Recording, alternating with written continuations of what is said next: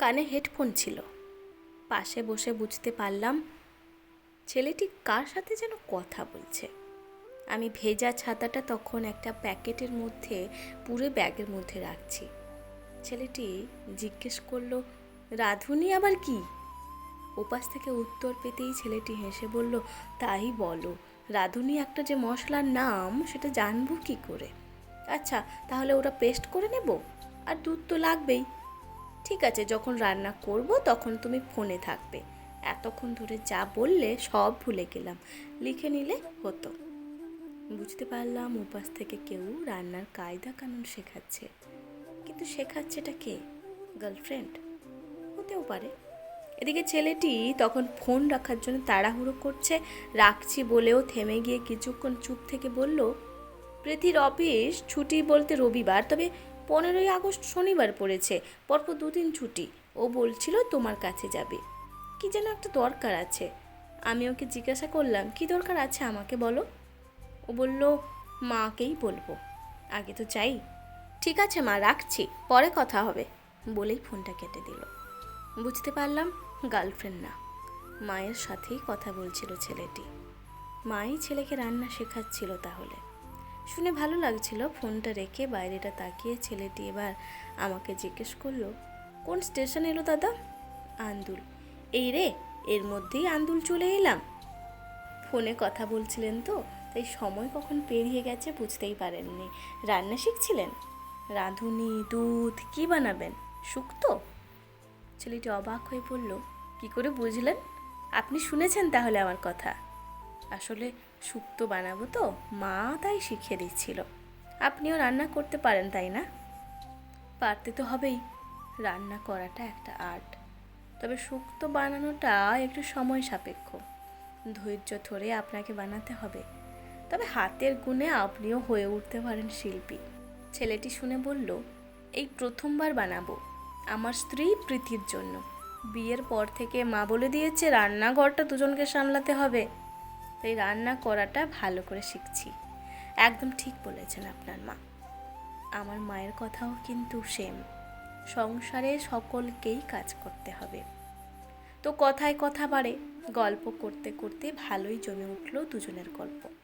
এ কথা সে কথা বলতে বলতে পরিচিত হলাম দুজনে।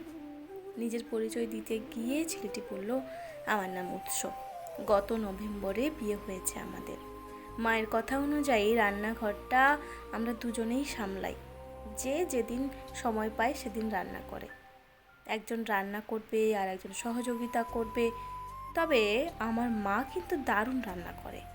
মা বলেছে প্রতি মাসে একটা একটা করে নতুন রান্না শিখবি, আর প্রীতিকে রান্না করে খাওয়াবি। এই মাসে আমি বানাবো শুক্তো, পুরোটাই মায়ের তত্ত্বাবধানে। প্রীতিরও রান্নার প্রতি ন্যাক আছে, ও ভালো ভালো ডিশ বানায়। দুজনেরই তো অফিস থাকে, দুজনেই না করলে চলবে? একদম ঠিক। সংসার যখন দুজনের, তখন দুজনকেই তো করতে হবে। জানেন, এই ধারণাটা আমার আগে ছিল না। বিয়ের 2 মাস পর একদিন প্রীতি ডিম দিয়ে কি একটা বানিয়েছিল গ্রামের বাড়িতে। খেয়ে দেখলাম অতটা ভালো লাগেনি। মুখের উপর বললাম, এটা কি রান্না হয়েছে, মুখেই তো দেওয়া যাচ্ছে না। মা পাশেই ছিল। মা বলল, সত্যি তো, মুখে যদি দিতে না পারে খাবে কি করে? ঠিক আছে, আজ প্রীতি রান্না করেছে, কালকে দুপুরের রান্নাটা তুই করিস। কাল হবে পালং শাকের ডালনা। আমি জিজ্ঞেস করলাম, আমি কি করে রান্না করব? আমি কি পালং শাকের ডালনা রান্না করতে পারি? মা শুনল না। পরের দিন সব উপকরণ মানে যা যা লাগে সব রেডি করে দিয়ে বলল, রান্নাটা কর।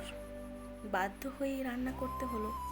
রান্না করলাম। খেতে বসে দেখছি নিজের রান্না নিজেই মুখে দিতে পারছি না। মা বলল, শোন, অন্যের খারাপ দিক দেখার আগে, কাউকে মুখের উপর খারাপ বলার আগে, বাজে রান্না হয়েছে এমন কথা বলার আগে বুঝতে হবে আমি সেই কাজে কতটা পারদর্শী। প্রশংসা করতে আগে শেখো। ভুল ধরাটা কাজের কথা না, তবে প্রশংসা করতে কিন্তু যোগ্যতা লাগে। সেদিন বুঝেছিলাম রান্না করাটা সহজ কাজ না। সেদিনের পর থেকে নিজেকে বদলেছি। কারো থেকে কোনো কিছু দাবি করার আগে এখন আমি ভাবি আমি তার জন্য কি কি করেছি। আর এমনটা বোঝাতে আমাকে সাহায্য করেছে আমার মা। মায়ের এমন উন্মুক্ত চিন্তাধারা মনটাকে নাড়িয়ে দিয়ে গেল। সত্যিই তো, এমন একটা শাশুড়ি পেলে বৌমারা শাশুড়িকে না ভালোবেসে পারবে? তবে হ্যাঁ, ছেলের সুখের কথা চিন্তা করতে গেলে বৌমার প্রতিদ্বন্দ্বী নয়, বৌমার সহযোগী হয়ে উঠতে হবে, সবার আগে বন্ধু হতে হবে। মনে মনে ভাবলাম, এইভাবে যদি সবাই ভাবে তাহলে প্রতিটা টানাটুনি সংসারে সুখ শান্তিতে ভরা থাকবে আজীবন।